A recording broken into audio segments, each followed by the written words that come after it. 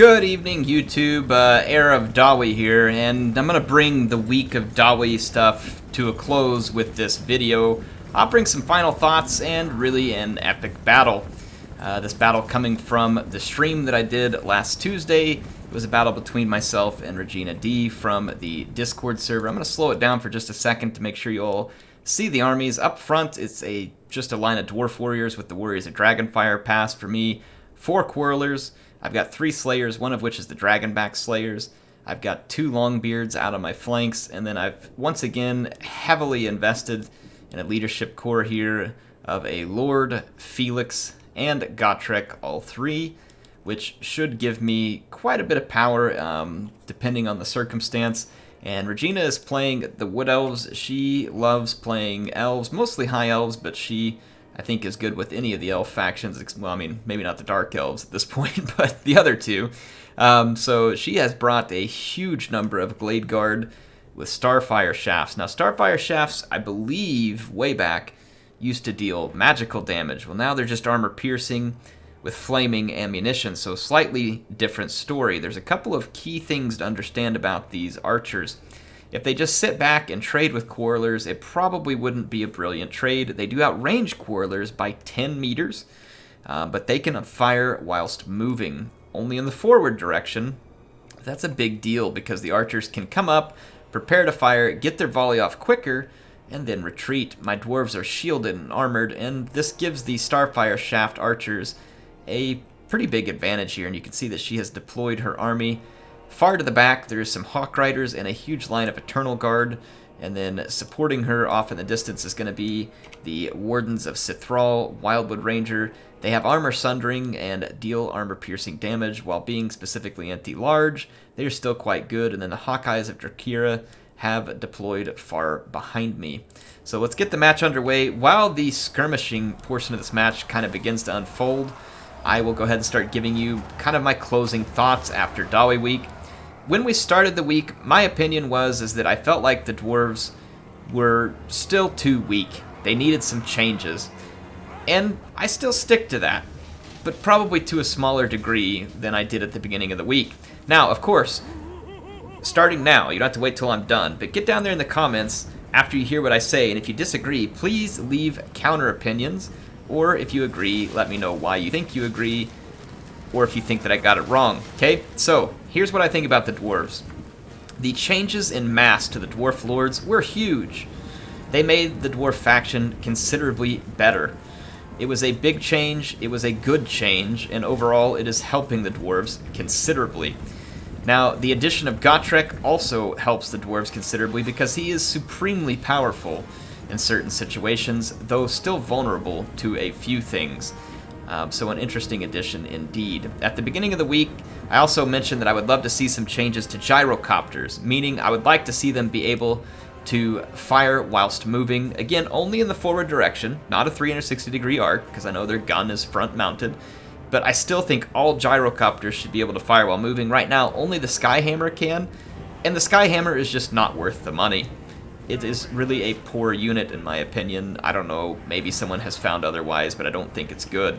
And so I think that if they did that to gyrocopters, honestly, I would probably be pretty happy with the state of the dwarves. It's a small change, but it would be a good change for the gyrocopters, and I think make them a little more useful without having to really tweak anything else. And at that point, I don't know that there's a whole lot else you need to do to the dwarves. Now, at the first of the week, I was frustrated with the dwarf infantry because they are so pathetically crappy at attacking. They are. They still are. I didn't really learn something new there. It was just more a consequence of that I've realized they're crappy, but it is what it is, and you have to find ways to play around it. They are crappy in attack, but let's take this unit of Longbeards as an example. They are spectacular at not routing and being heavily armored and immune to psychology. Dwarf Warriors, heavily armored, shielded, good leadership for a cheap unit. No unit as cheap as this has anywhere near the leadership that they do. You have to use that to your advantage. The Rune Lord, I'll leave you my thoughts on him. He's not in this battle. I still hate the Rune of Wrath and Ruin. It is a magic stop button for chariots because CA hasn't come up with a better way for dwarves to face chariots. I'm not 100% certain I know what that way is, I do think the moving gyrocopters would help with that. You could probably tweak a few other things to help out with it. I don't really want a nerf to chariots because I like the risk-reward that chariots play with most factions, though they still can be a bit abusive towards the dwarves. Now, that said, I would love to see a change to the Wrath and Ruin. I liked it the way it was, to be honest, where it was doing damage to elite units. I do understand that dwarves need some type of tool to deal with chariots. I just wish CA would find a way to do it that isn't lame and boring in the form of a magic stop button. It is effective. I'm not trying to argue that it's not effective. It is effective at helping to stop a key unit, and right now it is an important tool in the dwarves' arsenal. Okay, anyway, there was my thoughts on the dwarves. So overall, probably no rush for CA to change anything here. If they want to change the gyros, I'd be happy. Otherwise, I think you probably let them stand. You all make sure you tell me your opinion. Now let's take a look at what Regina's been doing to me. She's slowly surrounded me. She has the ranged advantage, and I'm kind of at this point just moving forward, attempting to skirmish back and failing for the most part. And my quarrelers are getting wrecked, and it's only a matter of time before I just start to come under a withering archer barrage. So I don't have a whole lot of options other than to charge her infantry, get into a fight, try and hold out to the end, and see what happens. I'm going to fast forward a bit because this battle is quite long, but it was a fun one. Regina is doing a spectacular job of skirmishing me. She used the longer range of her Starfire shafts to minimize the damage that my quarrelers did, while taking them off the battlefield in a very patient way. She pulled her troops back and would not take the infantry engagement until now, and this has helped her maintain some edge here. Now, she does have a Glady and a Spellsinger Lure of Shadows. The Lure of Shadows Spellsinger can be quite good with the Penumbral Pendulum for taking out key dwarf infantry units in a bigger hurry, and you're going to see that come to use here very nicely across the warriors of Dragonfire Pass. Hawk Riders do a lot of armor-piercing weapon damage on the charge, also a useful unit here. I'm going to take my Slayers. I'm going to have to chase after some archers. I'm not left with a whole lot of choices here. I'm going to take Gotrek and my Lord and Felix into combat. We should be able to defeat the Wood Elf infantry, though not without losses, because remember that Eternal Guard do cause armor-piercing damage, and are a pretty solid pick, despite, again, being an anti-large unit. The armor-piercing damage is definitely worth it. We're going to see the Enfeebling Foe here being used to help get rid of the warriors of Dragonfire Pass. There's a lot of fire still coming in from the archers. The Hawkeyes of Drakira saved here at the end, and I am pretty excited to try and get a shot at these Hawkeyes of Drakira, but you'll need to remember that this unit has a special ability, and if used well, it can help protect them. Guess what? They're going to use it well. It was a smoke bomb. So it's going to slow down my Slayers considerably, making sure that they will be supremely slow while shot in the back by Starfire shafts. So the Hawkeyes of Drakira, very well played there, keeping their distance, really not even wasting any ammo on my Slayers, but managing to get away from them. This Longbeard will be a terribly difficult target for the Eternal Guard to take down, even in great numbers. You can see elsewhere that my leadership is cutting its way through the Elven infantry. They really don't have a good answer to it over here. The Glady has helped to pick things off individually. She has 70 kills. Really quite impressive work so far on her part. And then the Spellsinger is racking up a lot of damage, though not a terribly large number of kills yet. So like I said, all I can really do is just attempt to clean up wherever I can. Nice use of the Hawk Riders here to clean up the Longbeard that was faltering. I'm going to have to hold the Wardens of Sithral with the Slayer. This is actually not a bad engagement for my Slayers. Both these units are very tough. The Wardens of Sithral, though, not a lot of armor, so my Slayers will manage to inflict some important damage there to an otherwise very dangerous unit. Now, these Slayers did manage to kill a few archers, only a few. They're still in a lot of trouble, though you can see that the ammo supplies are now running low for the Starfire shafted units, and the Wood Elves have a bit of a problem still, and that is that my leadership isn't even beginning to die because of the presence of Felix. So as long as I keep the three of them together, they are very powerful. Very powerful. While, albeit a bit immobile. I saw that pendulum coming. There was nothing I could do to dodge it. I shouldn't have had 2 units piled up where it could be used effectively.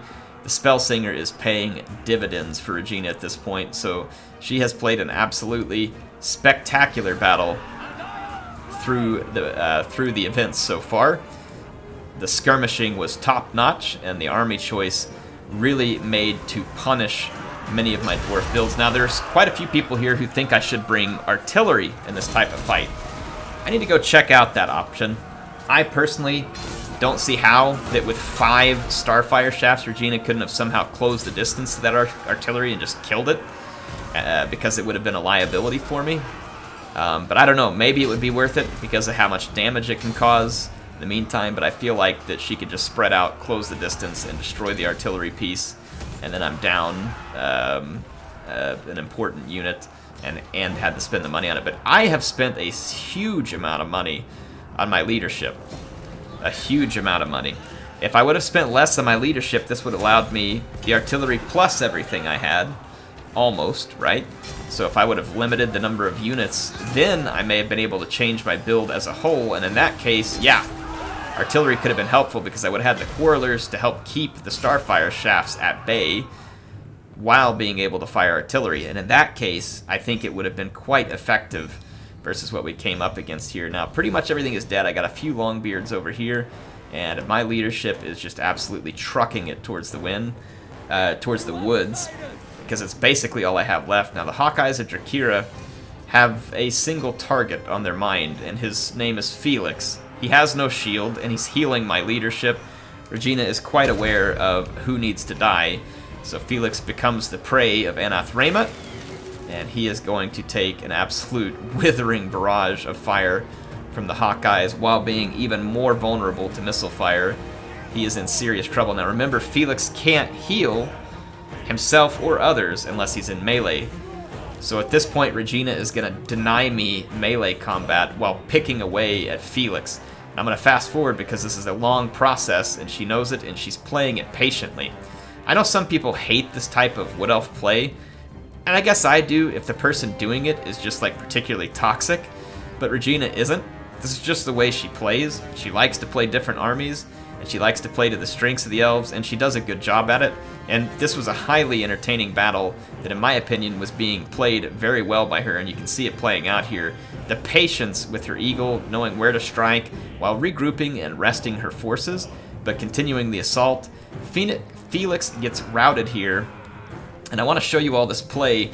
I have to try and stay close to him in order to ward off the Hawk Riders and the Glady, and I really need him to come back from routing while he's still in the woods, and I need to get him into combat so that we can begin healing. But Regina is all over him with the Eagles, and this is why the Eagles are a pretty good pick here.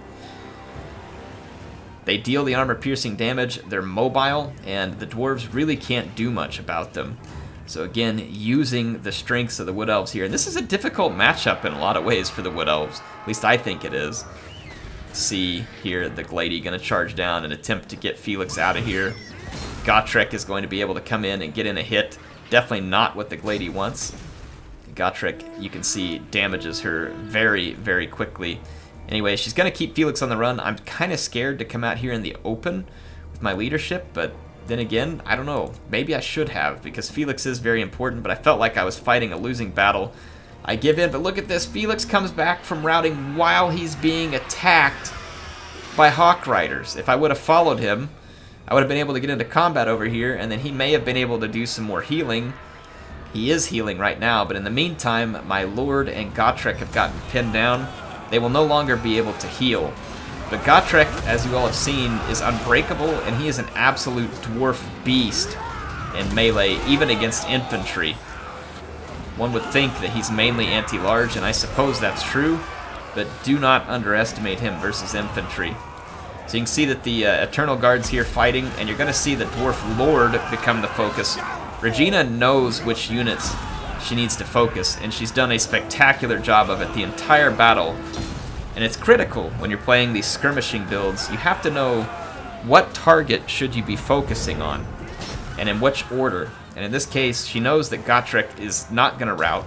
Don't waste the charges on him. The Dwarf Lord needs to die to leave Gotrek without any more support. Felix actually did a spectacular job, actually managed to pick up hit points while fighting the Hawk Riders, but the Hawkeyes of Drakir are onto him, and once again, he gets absolutely melted like a stick of butter in a frying pan as they open fire at him, and he's really just got nothing. Now, fortunately, that volley kind of missed him, and Felix is going to run off into the distance here again, somehow managing to survive. My Dwarf Warriors get wrecked. Felix still alive, but far away from the battle. This has been one epic showdown. The Hawk Riders jumped in here, as did the Glady, and Gotrek is able to dish intense damage, but look at the damage they're dealing back to him. Just impressive work being done by these units. However, they pay a massive price, and the Glady actually nearly routs before getting back into the air. So while a lot of damage was done to Gotrek, is it going to be worth it? The Dwarf Lord is still holding out strong, and Gotrek's holding out strong. And right about now, I was wishing that I had the money to bring that flaming ring, as it would have been quite handy multiple times in this battle, but I did not have it. The Lord is definitely the weaker link here, although he is a pretty capable melee fighter. He's just not going to like being charged by an eagle. And who does? Gotrek right now is taking those charges, and the way Regina is playing it is she's making Gotrek fight all of these different units. And earlier she had been targeting the Lord, but then realized that she's going to start cycle charging Gotrek.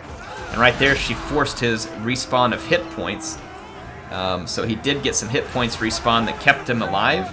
And he got a hit in on the Glady that actually routed the Glady, but then Gotrek falls after some really focused attacks from the Glady. But the Glady routes, and she is very near the white line here. So Regina's in big trouble because she's going to lose one of the main damage dealers that was left. And then Felix did come back from routing over here, but got rerouted by the Hawkeye as he's not able to get back into combat and make any more healing. So Felix no longer an option. That literally leaves, not Gotrek this time, but it leaves my Dwarf Lord, who I thought she was going to focus out of the combat earlier, but then she focused on Gotrek, and it's probably a good thing she did. And now you're going to see my Lord get power slammed by the Spellsinger, who somehow managed to power slam herself out of the fight. This is like some World Warhammer Wrestling Federation stuff going on here. Spellsinger looks absolutely awesome. She's gonna do it to him again.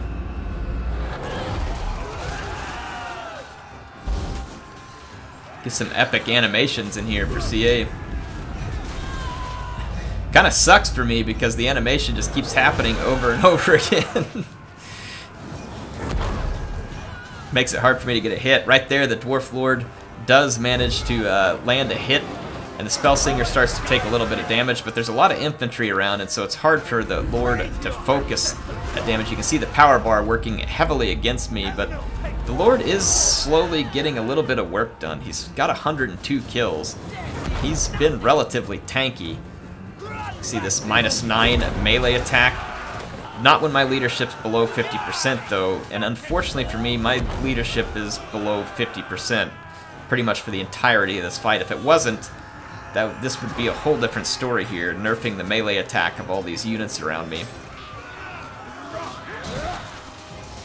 I continue to fight though, and when the Spellsinger comes in, I make it a point to try and attack her, see if I can get a little bit of damage done. If I can rout the Spellsinger, it is entirely possible I might be able to flip this battle in my favor. You can see I do manage to get some hits in. And so the Spellsinger starts to take a lot of damage, but Regina is just absolutely focused on trying to take it out. This dwarf has 120 armor and 60 melee defense, so he is going to be somewhat resistant to all the damage that's coming in. But once all the infantry get to swinging, they will certainly cause some damage. The Spellsinger is going to avoid me for a while. I'm going to fast forward. There's just a whole lot of fighting that goes on. I finally managed to get a few hits in on the Spellsinger, and she routs. But she, although close to the white line, isn't flying fast like an eagle, and there's a chance she's going to come back. And it's at this moment where I realize, like, oh my gosh, if I can just turn that power bar just a little bit, if we can get some of these units to rout. And whereas I was taking almost no damage a moment ago, I'm actually starting to take quite a bit of damage, and the leadership is wavering on my Dwarf Lord. and I get hit by a smoke bomb as well from the Hawkeyes of Drakira. Unfortunately for me, it only really affects charge and speed. It doesn't have a leadership impact. Had it had a leadership impact, it would have been absolutely devastating. The Spellslinger is still headed towards the white line. At this point, I was praying, just please hit the line, please hit the line. This is going to be an insanely close fight. The Hawkeyes of Drakira are the only unit left with most of their numbers, but they are not really a match for a Dwarf Lord. The Spellslinger does hit the white line. These Eternal Guards shatter. These Glade Guard have routed. And once again, my Dwarf Lord is wavering. So it is going to be a very close fight. He has gotten 114 kills. And despite Gotrek usually being the center of activity, this Dwarf Lord has done incredibly well. Incredibly well indeed. Of course, Felix helped him heal a pretty fair bit earlier, you can see that. Unfortunately for me, my Lord cannot hack it out. But the fortunate thing is that Regina played extremely well. And she earned this victory. It was a cool build on her part and an interesting way to end the week on Dwarves, in my opinion. And so, like I said, the battle was long, gave you all a chance to see how it played out. It would have been interesting for me to have brought, I think, less money in leadership and then had the artillery and extra units, because then she probably just wouldn't have had enough ammo. She would have been taking damage from artillery, and we probably could have pulled off a win. Probably. You never know how that kind of stuff goes. Like I said, she played this very well. I had been playing with Felix and Gotrek all night, and she probably brought this, thinking that I would probably do the same, and I did. I was trying out the new units as much as possible in that particular night with the Dwarves, and had had some success with it in previous occasions, and like I said, just wanted to keep trying it. You can see, you get a lot of damage done with it, but you also spend a huge portion of your funds there. So it's definitely something you have to be sure about before you go into it. Anyway, great game to Regina. Thanks for her. Thanks for everybody who joined in the stream. I'm going to shift my focus over. I kind of want to do some work with the Wood Elves. They're a faction I haven't messed around much, and I've seen other people play them well, yet I myself have never really done a lot of work with them. They're one of those factions that I think are still going to have some extra DLC coming to them. They only have 2 lords or legendary lords, and they seem to be missing quite a few units that would help them be a more fleshed out roster. Their campaign has never been reworked, so I do think that at some point we will get a reworked Wood Elves faction, but for now I'm going to go ahead and switch my focus over to them for a week. I will probably stream Thursday, so you'll keep an eye out for that. I didn't stream on Tuesday, but I will probably stream on Thursday, and we'll kind of kick off the Wood Elf antics then. HeirofCarthage signing out for now. If you all enjoyed it, make sure you hit the subscribe button and click the bell. Hit the like button if you want to see more like this. Get down in the comments. Tell me what you think of my opinion on Dwarves. Would love to hear from you. HeirofCarthage signing out.